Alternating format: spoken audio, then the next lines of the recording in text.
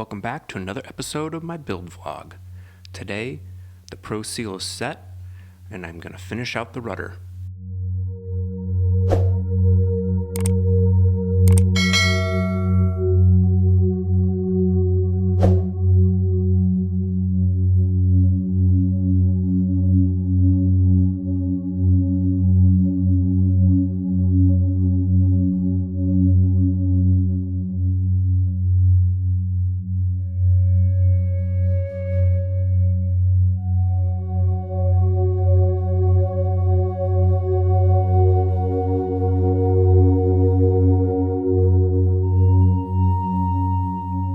Couple blind rivets at the very trailing edge of the bottom rib that get a flush pull rivet, and initially the rivet won't bottom out in the hole, and so it says to partially squeeze so that you gain clearance in the shop head, and then give it a full squeeze once the rivet is flush in its dimple.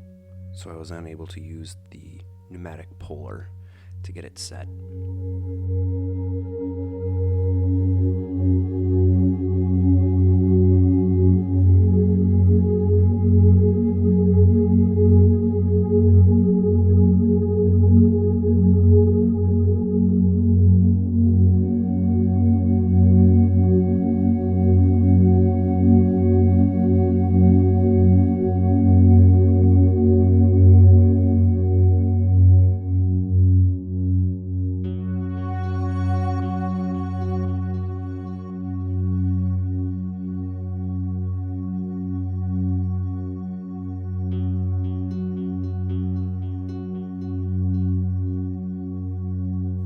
Here I'm working on the lower rib, rudder horn, and rudder stops. The upper rivets are inaccessible on the inside because the forward spar is already in place, so those all get pull rivets. The lower rivets are outside and can all be squeezed. Now I'm working on the other end and working on the counterbalance ribs. Unlike the bottom rib, this was built in sections, so the left and right halves have to get joined.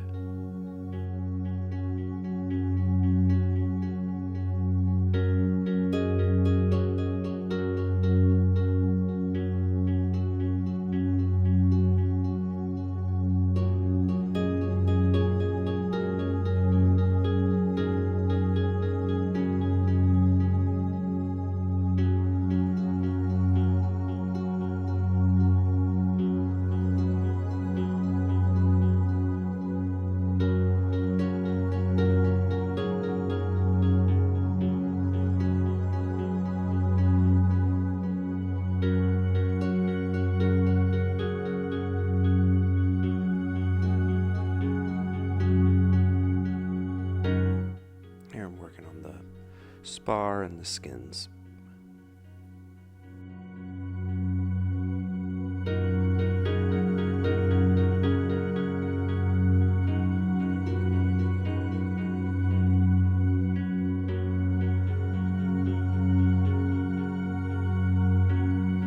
There's a taper to the leading edge, so that bottom portion can't be squeezed with the 3-inch yoke. I'll have to go back through and actually drive those rivets.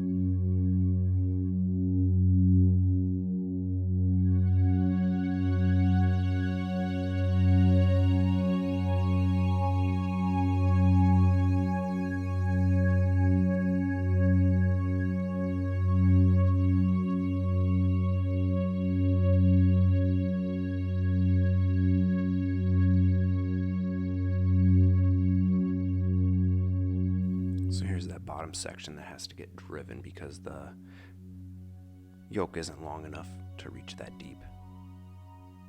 They do make a 4-inch yoke, but I haven't invested in it yet.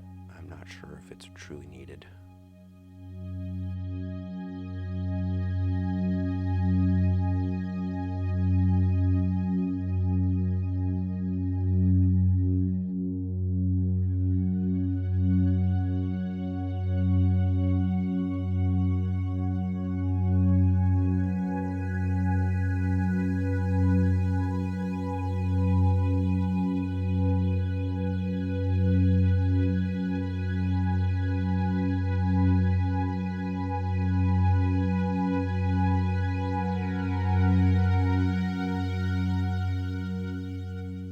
Alright, time to get going on the trailing edge riveting. Clecos are out, the holes are going to get cleaned up and get all the squeezed out tank sealant so that the rivets will sit in nicely.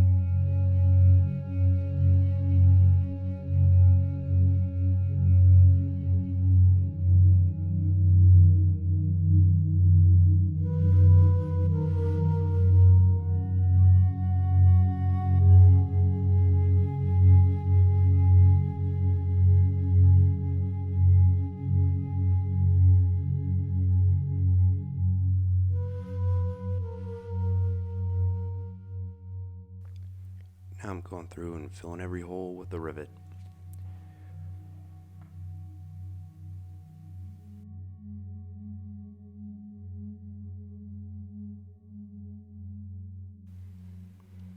And I'm just using regular old masking tape. I'm not using the special back riveting tape.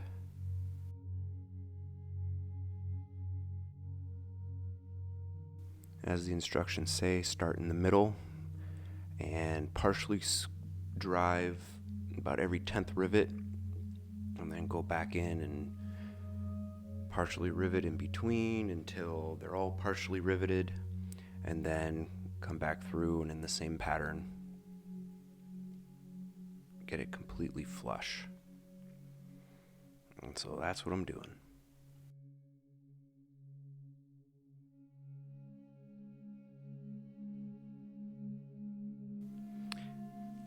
And what I'm using is the insert from the C-arm with a flush die in it as my narrow, flat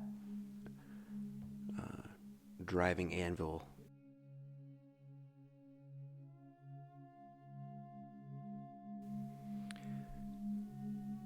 I do have the angled flat squeezing dies from the Cleveland toolkit, and I use those on the practice control surface kits, and I've done the flat method, and I'm a little bit happier with how I can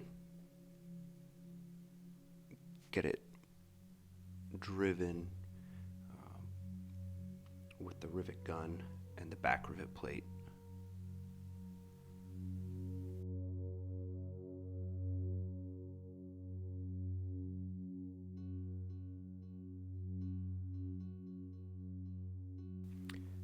Now I'm turning my attention to finishing out the counterbalance.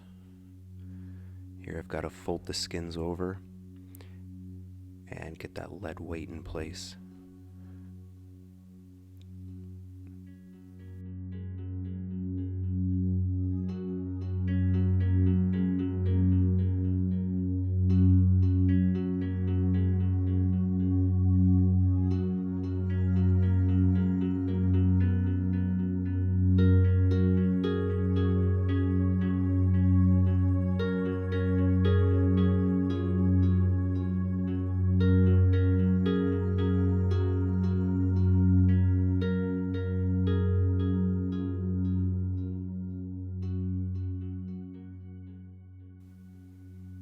There's a lot of matching holes, upsizing holes.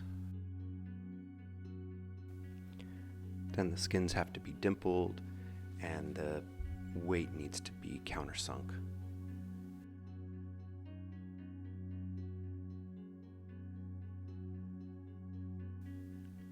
Before finishing out the counterbalance, I had gone to the store and gotten a pipe to roll the leading edges, and the plans call for an object of 1.5 inch diameter as opposed to section 5 that typically calls for an inch.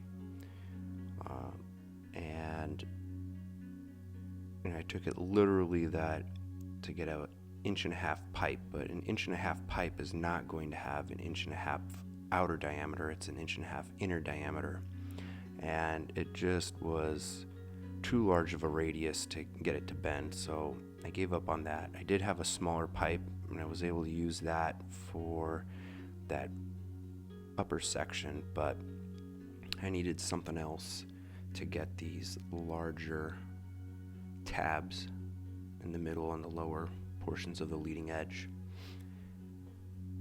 And eventually what you'll see, I have a garden hoe that has an untapered handle that's right at a 1.5 inch diameter, so I'm able to use that to finish out rolling those edges. But before I figured that out, I came back to finishing this counterbalance. The plan also calls for, if there's pillowing of that front edge, to drill the center and place a rivet. And I could see before I even had it fastened in with the nuts and screws that there was going to be pillowing, so I drilled the hole before I even tried to put it together the first time, and ended up using the 2 screws and that center rivet to keep everything nice and flat. And here I have my good old trusty garden tools that worked just ideally for rolling that leading edge.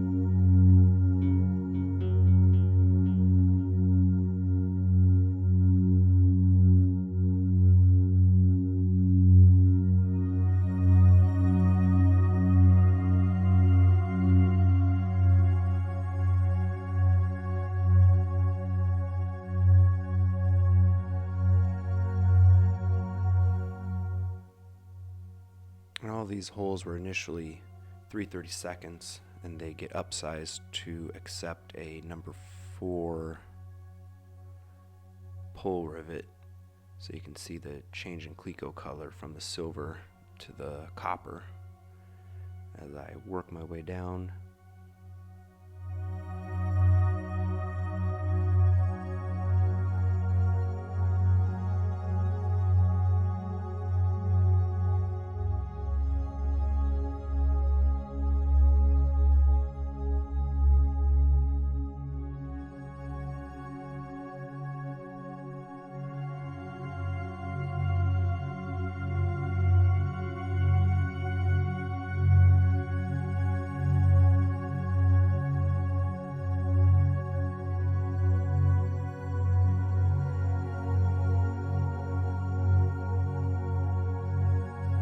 Recommend to anyone that it's worth going to Harbor Freight and getting one of the pneumatic rivet pullers, because you're going to use it enough during the RV-10 build that it is worth the $50 or $60, whatever it is.